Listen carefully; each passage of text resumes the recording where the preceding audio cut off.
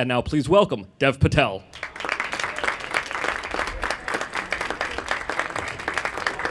Very good, thank you. Thanks for coming, guys. Welcome and congratulations on the film. It's really extraordinary, and it touches on so many levels. We'll touch on all of those right now, but it's based on a biography, an autobiography by Saru Brierley called A Long Way Home, published in 2015. But even as it was in the screenplay adaptation process, you knew you wanted to be a part of this, right? Let's hear that story. Yes, I'm very persistent. I turned up in Koreatown in Los Angeles at the doorstep of Luke Davies, who's a writer, and Garth. And, I went in there super keen, and I was like, look, I really want to be a part of this. And there was this whiteboard with all the story points on it. And they're like, look, you can't look at that. It's classified information. And so it's a very awkward meeting. And they're like, look, you're a really sweet guy, but you're going to have to jump through the hoops. And, thank God it happened. And I'm here now. Now, what was jumping through the hoops like? Was it sort of letting them know that you could because there's a lot to Saru. There's one of the things I find fascinating about him is that he's a character who really kind of doesn't kind of know himself. He knows who he wants to be. He has sort of an aching sense of who he was prior to being adopted, and has a sense of who this new self is. But there's something inside of him that feels unfulfilled, and he's trying to figure out what that is. So when you were talking with them about who Saru sort of was, what were sort of the jumping hoops part that you had to yeah, well, convince them of? more so, it's interesting when you build up a resume and then that kind of works against you because they're like, oh, he's obvious, he's that kid from Slumdog Millionaire, everyone's seen him, and I'm like, wait a minute, I've worked really hard to create this resume, but now it's, but in a way you just have to go in and really want it. And I Skyped with the director from my bathroom in LA because that's the best reception in the house. And then I put myself on tape, and then I was in London shooting a film with Jeremy Irons called The Man Who Knew Infinity, and they called me and said, look, he wants to meet you, like, in a couple days. And I was like, what do I do? So I got out of this headspace of this Indian mathematician, and went in to do this audition. It was 6 hours long. And it was kind of, Garth is an incredible filmmaker because he's very spiritually inclined. So it was all about exploring the space, the space that these characters live in, the tactility. And then after 5.5 hours, he's like, I want you to do one more thing if you want to, which is scream. I want you to roar. And I said, well, what do you mean, roar? And he's like, I want you to completely expel any kind of emotion or history or pain that you have inside of you. And, you're sitting there like, I've just met you and now you want me to completely lose it. And he's like, I'm going to put some music on. And there's this composer called Gustavo Santaolalla. He's from he does Inarritu's films. And on the way to the audition, I was listening to this song. It's a beautiful string song called Deportation from Babel. And he said, let me put this song on. And he put this song on. It was the exact same song I was listening to in the car. And it was like this serendipity. And then, I proceeded to go and cry like a maniac and scream. And it was beautiful. And and I got the role. That spiritual aspect, I feel like that is there so much in the film, even in subtle ways. Garth Davis also directed Top of the Lake, co-directed with Jane Campion, which is a terrific miniseries. If you guys haven't seen it, check it out.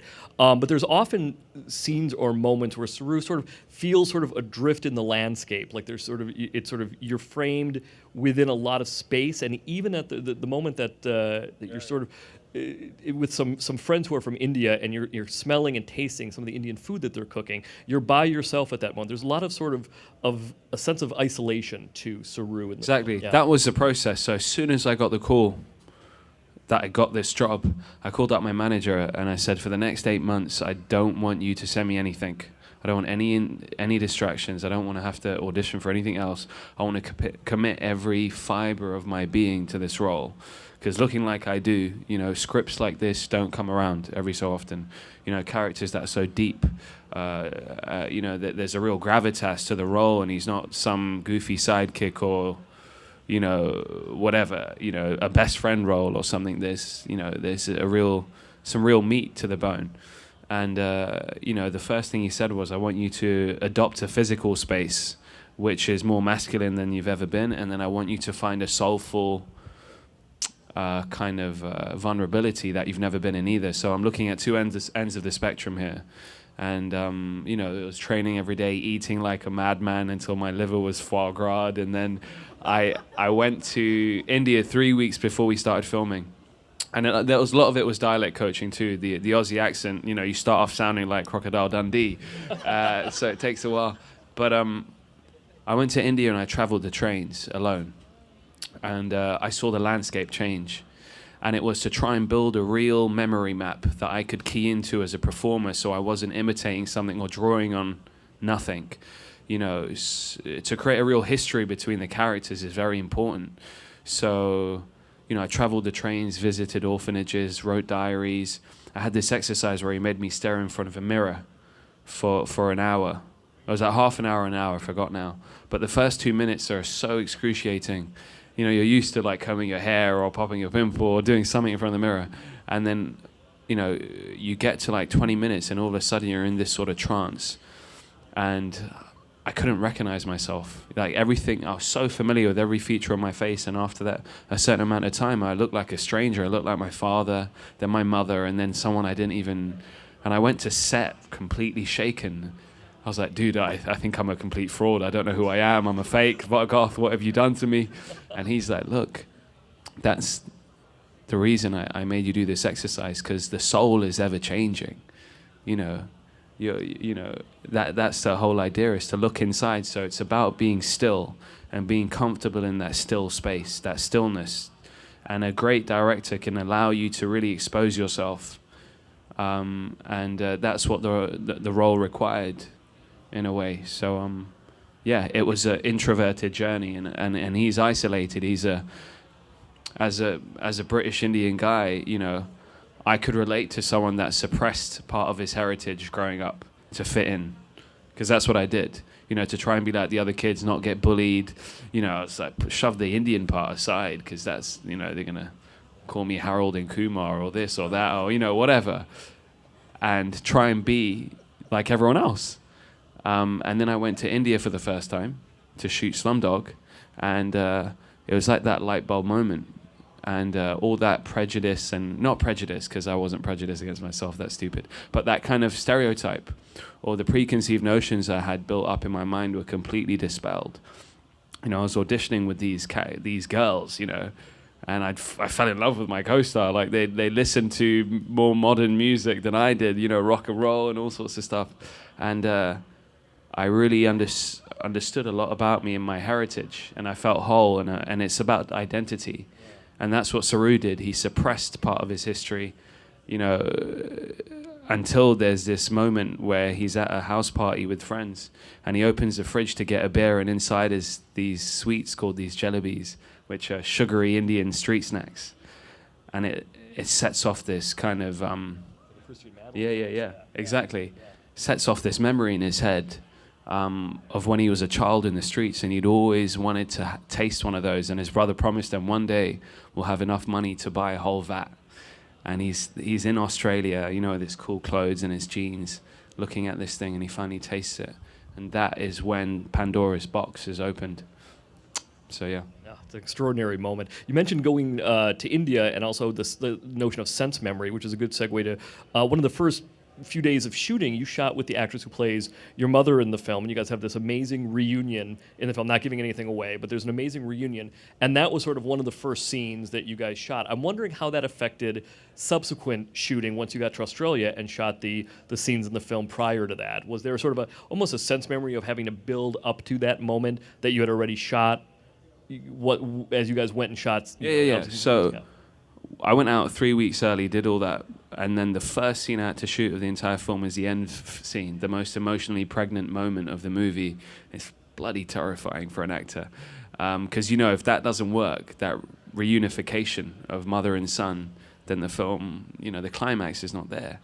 And me and Priyanka were in the middle of nowhere in India, and Indore, there's nothing to do, so every night we'd hang out, have dinner, talk about life, whatever. And then Garth was like, okay, I don't want you to see each other for the next week. And I was like, why? He's like, I want you to starve yourself of each other's energy. And you know, the next time I saw her is how you see it in the film. The character walks around a couple pathways, and then in the distance he sees these three women, and she's in the center, and she had this incredible makeup. She's been aged, and you would kind of come together like these two, you know, particles colliding, and we had this whole village. None of them were planted extras, so they were just reacting off our energy. No one knew what I was saying because I was speaking in a Australian, you know, English accent. So, you know, they just looked at the love and the truth of the scene, and all of a sudden they're reaching forward and all these hands are touching my face, and it felt like I was in Avatar or something.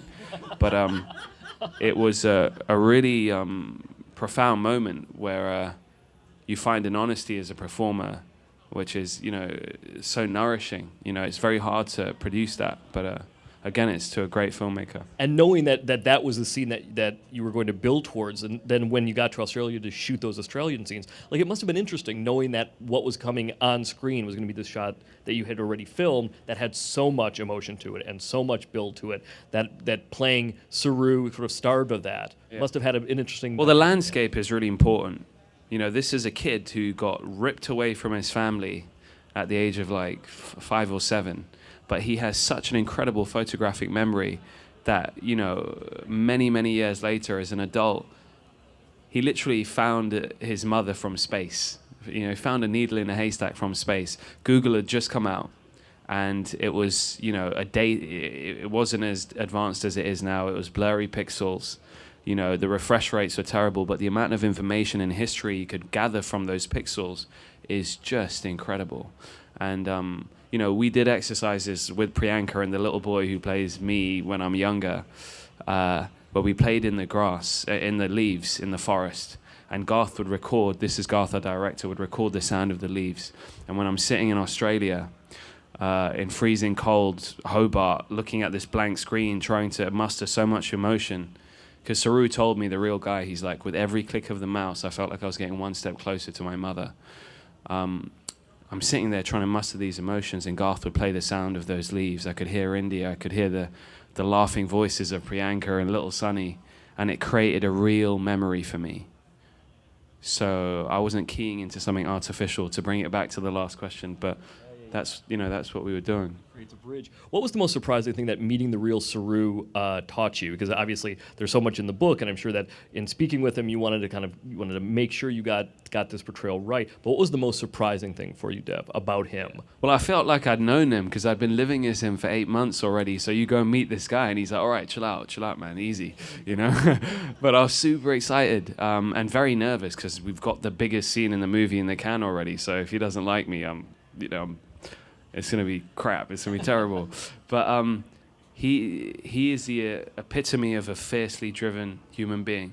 You know, he's a survivor. This is a kid that was left on a train track in India, and he was surrounded by so many human beings. It's such a claustrophobic space. There are so many predators out there to get you. And he just dodged so much adversity and was able to adapt, and had an amazing instincts to get through those ordeals you'll see in the film. And, you know, we spoke about the microcosmic, you know, things. And, you know, it's funny when you meet someone because they want to display something to you. But as an actor, you sit there and you actually just want to see, you want to look for the dark side of the moon, what they're not showing you. So you just try and spend as much time as you can with this person. You pick up some of these little traits and how he is, you know, the nervous twitches, the overconfidence, this, that. But Saru is a very generous man, so is his mother and his father. And we sat in his car and went to this barbecue. And I met him recently, and he remembered the song we were listening to, the clothes I was wearing, the eggs I'd ordered. And I was like, man, you know, because when you go through such horrendous ordeals, you can suffer from a PTSD, which is what a lot of people do, you know, when they've come back from war or if the child's been abused. But I guess maybe it's a testament to the love that his mother gave him, his biological mother, that he managed to hold those memories so purely in his heart and in his brain. That's how he could find her.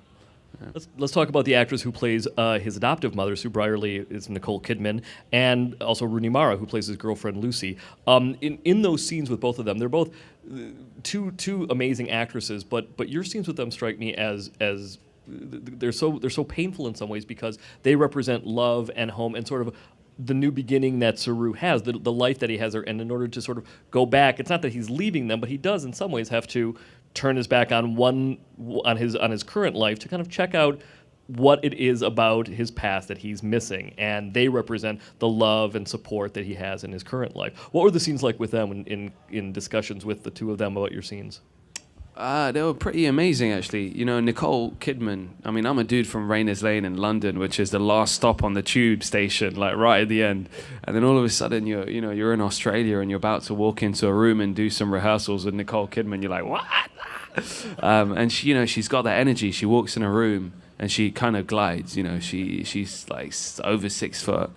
But then we started doing all these crazy exercises, and you look over, and she's got her sleeves rolled up, and she's just like another student submitting herself to her director. And I really respected that, And, she's acting from a real place of truth. She's a mother herself with adopted children. So, it was amazing to have a front row seat to a performance like that, She's very much a character actress, too, in so many ways. Completely. She really dives into these characters. Yeah, and Rooney is like, she reminds me of like a modern-day Audrey Hepburn. She's so beautiful. And she is like a quietly fierce, and I'm like a big goofy Labrador, so like we're like completely different energies. And Garth, the first thing he had us do was this thing called the monkey exercise. I don't know if there's any actors here or anything, but he gets you to do a scenario but without any dialogue. He takes the dialogue away from the scene. So he's like, look, she's really upset with you because you've forgotten your anniversary today. So you've got to come in the room and try and make her come around to you, be your friend. I walk in and he's like, cut, what are you doing? What are you doing? Like, come in like a monkey. And I'm like, what? Like, and he's like, yeah. So I'm like, okay. And then I kind of jump in and I'm like, and there's Rooney Mara, the first time I've met her, and she's like doing a little thing. And, I'm hopping around her, picking lice out of her hair and all this kind of stuff. But what happens is, first of all, you feel like an absolute idiot, but you're both feeling like an idiot. So the ego or whatever it is gone.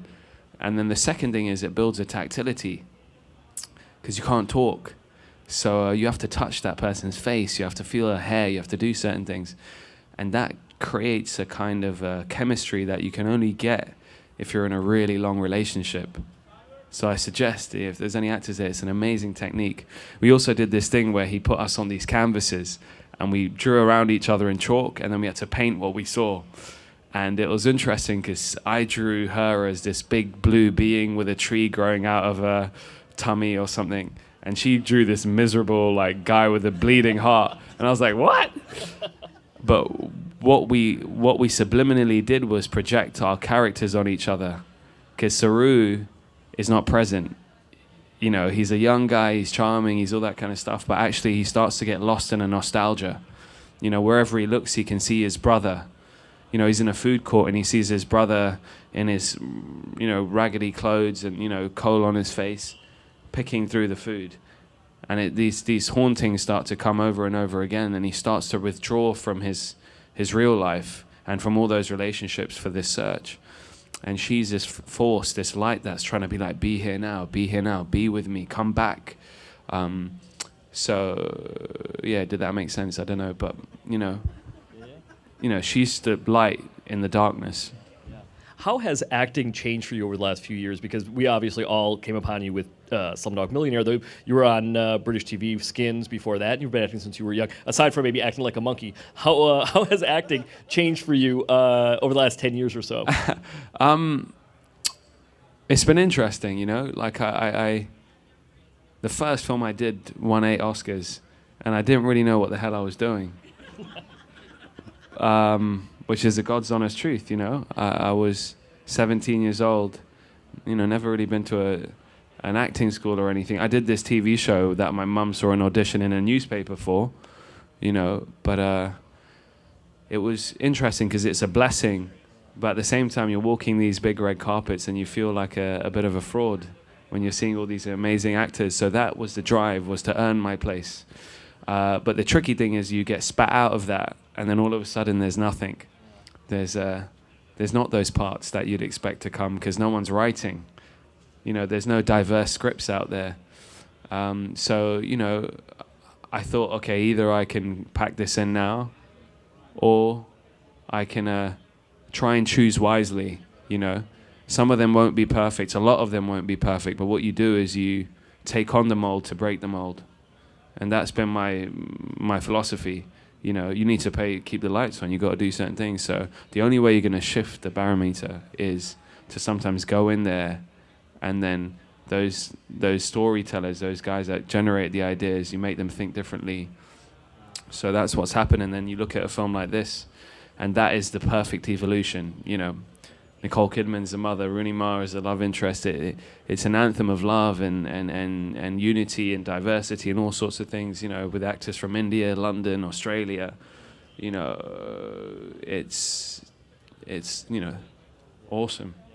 Before we take a couple of questions from the audience, I want to ask you, just because this film, like The Man Who Knew Infinity, the one you just mentioned, which is also a terrific film, both based on true stories, do you find yourself, either when you're reading a biography or you read something in the newspaper, now that you're an established actor, looking at projects and thinking, and even if it's not for yourself, but thinking about, this might be an amazing film, this could be a great script. Yeah. Do you look at that's why I read it. I read this in a paper, this story, and that's why I ended up knocking on the door. Infinity took 10 years to get off the ground, and they couldn't put it together. It's a movie about mathematics. There's an Indian dude and an old grumpy professor, and no real crazy romance or anything. It's a tough sell. But I'm at a stage now where I can help breathe life into this, or at least push it forward a little, and so that was a big win for us to be able to get a film like Infinity made. Yeah. This one as well. Let's take any questions from the audience. If anyone has one, just shoot a hand straight up, and we'll come to you. Good evening. Hey, man. First of all, it's a great pleasure to be here, because I didn't expect that I will be here today. I just came to fix my iPhone, actually, and see an announcement. And I'm also a film critic from Kazakhstan, and it's a double pleasure to be here. Man, I've been to Kazakhstan. Yeah.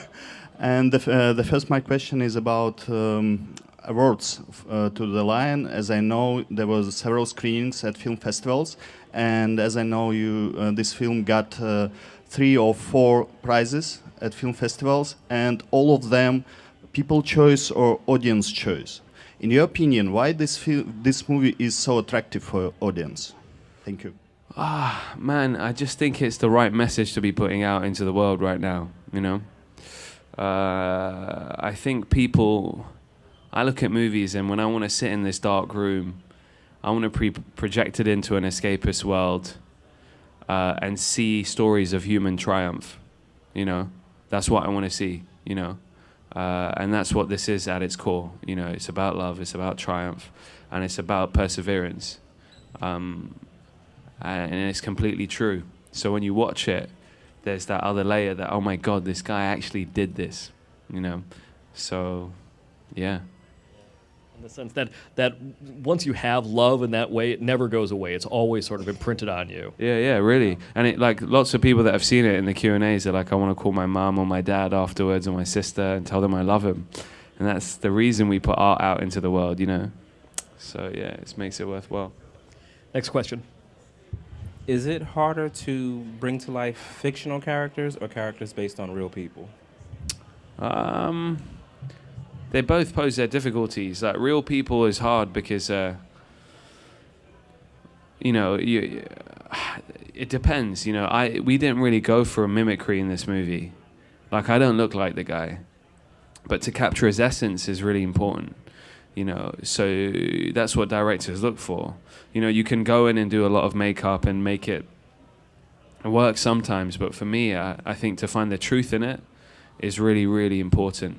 And sometimes when you're not basing it on a real person, it's even harder because the possibilities are endless. There's too much to filter through, and that can get you lost in this ratatouille of too many ingredients. So sometimes when okay, this is what this guy's traits are, this, and this, you can build off that, that structure. But when there's something on a page, there's so many things you can add in, there's so many ingredients. So I don't know, really. I approach them very similarly, though. And, you start with a script, and then you can fill it out with other stuff. Maybe you're playing a chef, and he says his favorite cuisine is this, and you're like, okay, let me go on the internet and look at that area in the world, see what it's like, can build a bit of history there.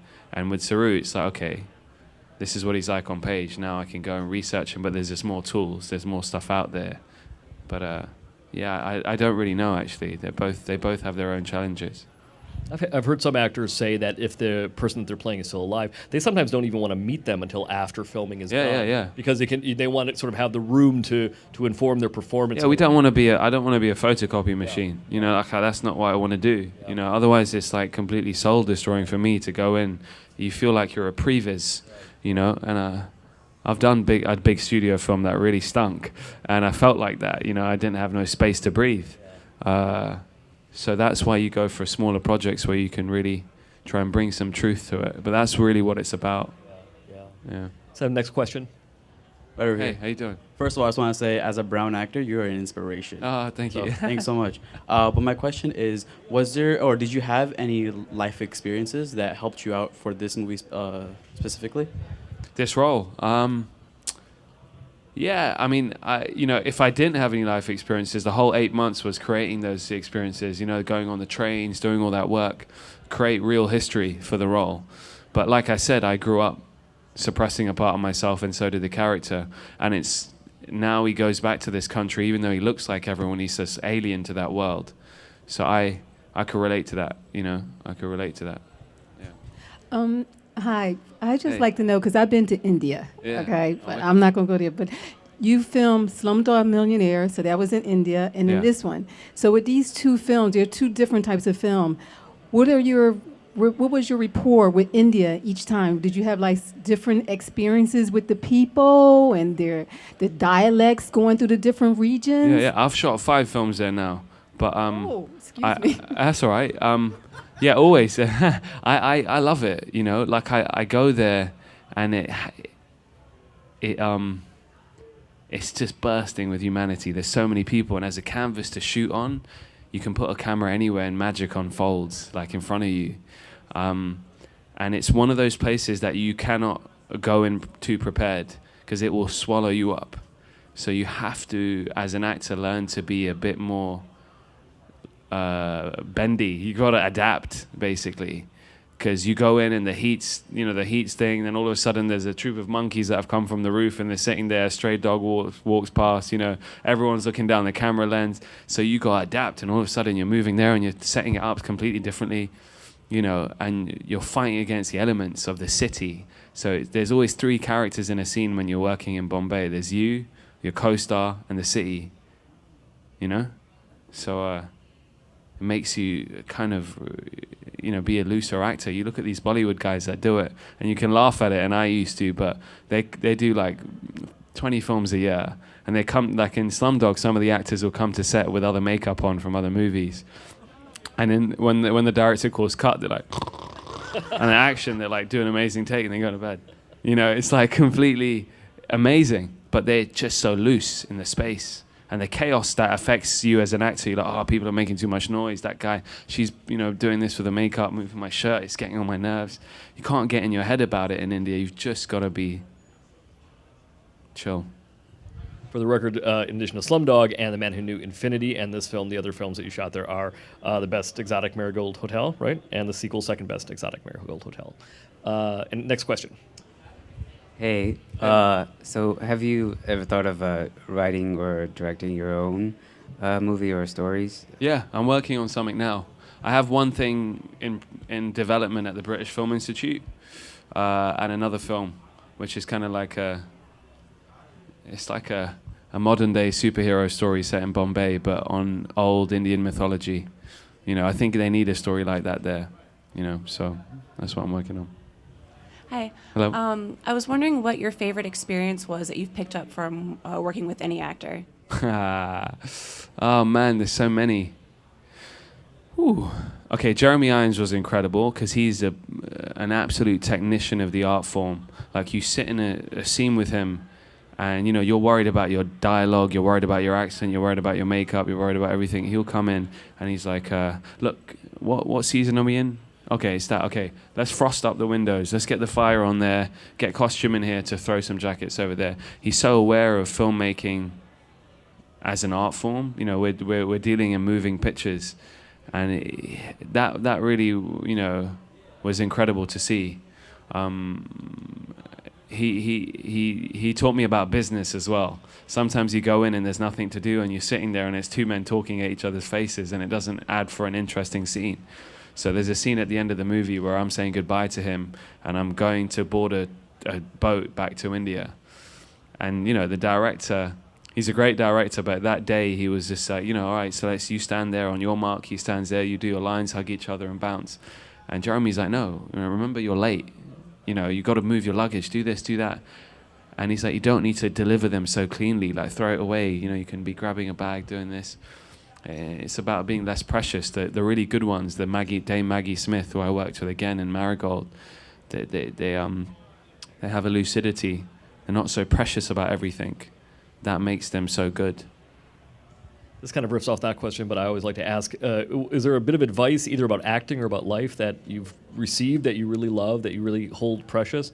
I like the idea of acting, that kind of keeping it loose, that lucidity kind of. Yeah, I mean, the best, like in Marigold, what I learned from all those great old actors is to remain curious. You know, they're all so curious, always asking questions. And that's, you know, the best advice I've ever been given. Well, ladies and gentlemen, Lion opens on November 25th. Dev Patel, thanks very guys. much. Thanks for coming. Appreciate it.